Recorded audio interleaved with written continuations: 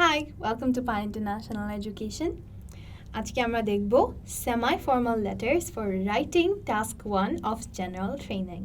Now to recapitulate, আমরা formal letters এ দেখে এসেছি যে লেটারটা আমরা যাকে লিখছি সাধারণত আমরা জানি না শিখে সো আমরা স্যার অথবা ম্যাডাম দিয়ে লেটারটা শুরু করি semi-formal letters-ও formal letters-এর মতনই টোনটা আসবে, ল্যাঙ্গুয়েজটা আসবে, স্টাইলটাও সেম হবে, কিন্তু এইখানে we do know somebody's name.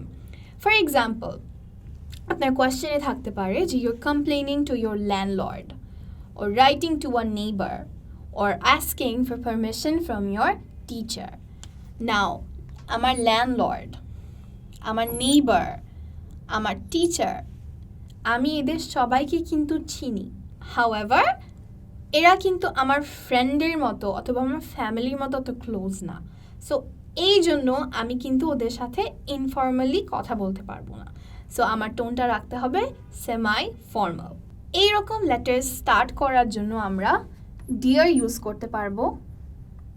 তার সাথে আমরা মিস্টার দিয়ে তাদের সার নেমটা দেওয়ার চেষ্টা করব.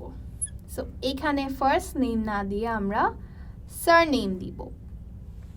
ফর এক্সাম্পল, আমার টিচারের নাম যদি হয় ফারহান আহমেদ, তাহলে আমি ডিয়ার মিস্টার আহমেদ দিয়ে আমার লেটারটা শুরু করতে পারি.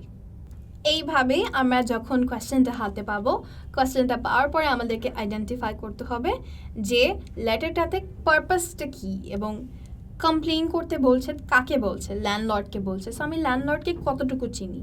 যদি এমন হয় যে আমি ল্যান্ডলর্ডকে চিনি না, which is not possible because আমার যে ল্যান্ডলর্ড তাকে তো আমার চিনার কথা.